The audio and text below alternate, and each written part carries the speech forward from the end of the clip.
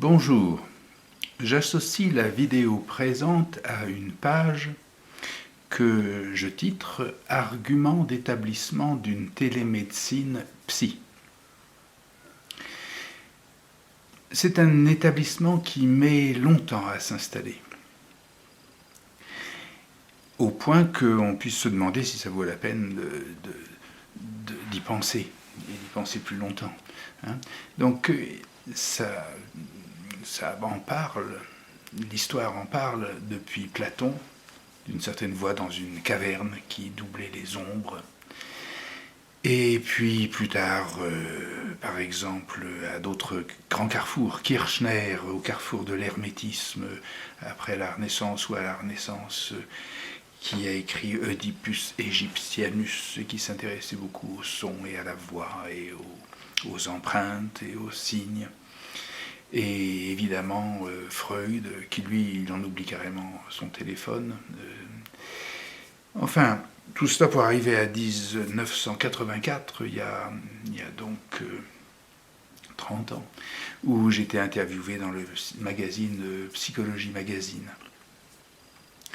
Et où je commençais, j'expliquais que je débutais ce que j'appelais une loganalyse, c'est-à-dire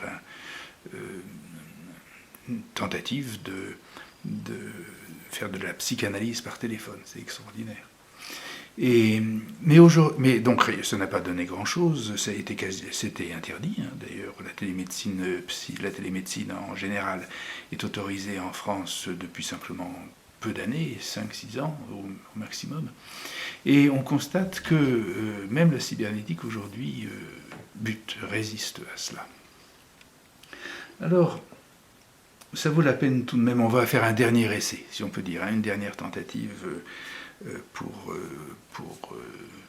voir si ça vaut la peine d'y penser et de considérer ce que ça peut être que la voix. Et donc, ou l'image aussi, mais particulièrement dans la communication d'une télémédecine psy, qu'est-ce qu'on peut faire avec la voix à partir du moment où on peut l'enregistrer, où on peut la mettre dans des boîtes ou sur des fils ou dans des fichiers. Alors, si on retourne, vous avez toujours du bien de retourner un petit peu à la Renaissance, parce qu'on y repère pas mal de choses qui se passent aujourd'hui. Donc à l'époque, on commençait à avoir le droit de disséquer des corps. Mais ce n'était pas évident, et ça faisait un drôle d'effet, parce que on pensait qu'il y avait une âme dans le corps. Et aujourd'hui, nous pensons qu'il y a une pensée dans la voix. Exactement de la même manière.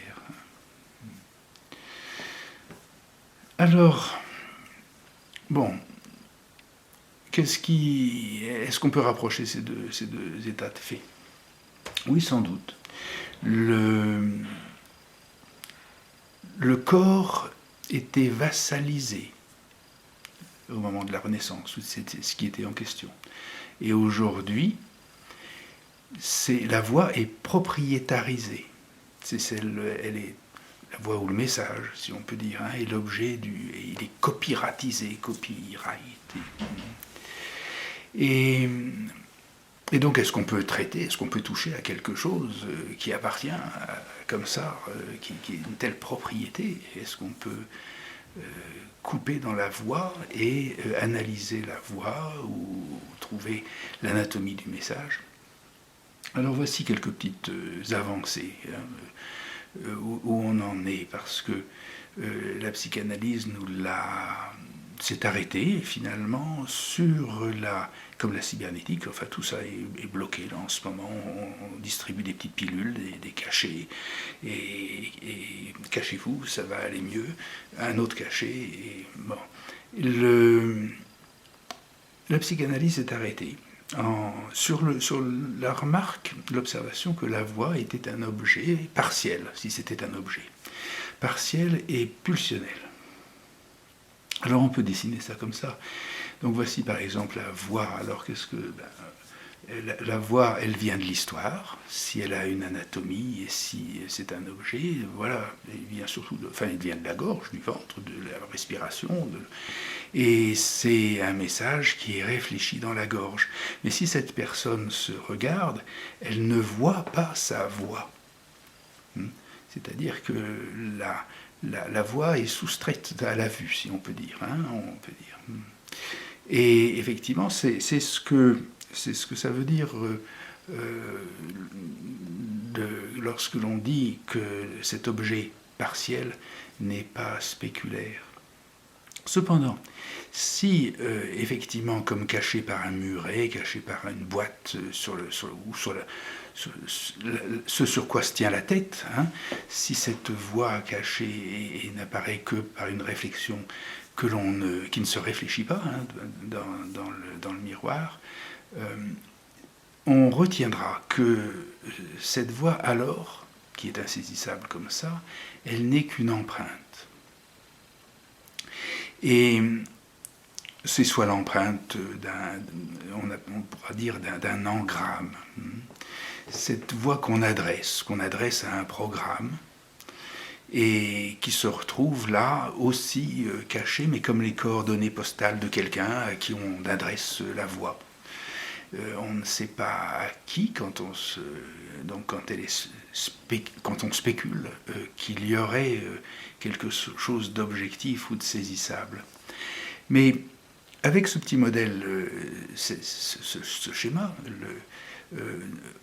qui reste comme ça très évasif, mais il est là pour indiquer qu'il peut se constituer et que effectivement, ce que l'on trouve quand on y regarde comme ça à deux fois, après cet arrêt de la psychanalyse, lorsqu'on y revient et qu'on la regarde bien avec la cybernétique, on s'aperçoit qu'il y a là une relation entre ces deux points, ces deux faces cachées, une relation, et la mise en relation de ces deux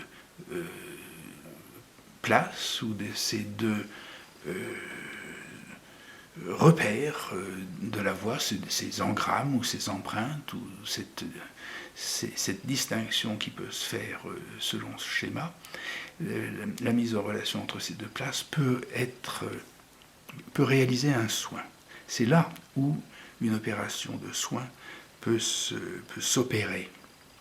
Et évidemment, on le voit bien, si c'est une relation de soin qui s'opère, c'est entre deux éléments qui sont cachés, qui sont hors de vue, hors de ce qu'on voit, mais qui sont, à proprement parler, la nature de l'objet ambigu et équivoque de la voix.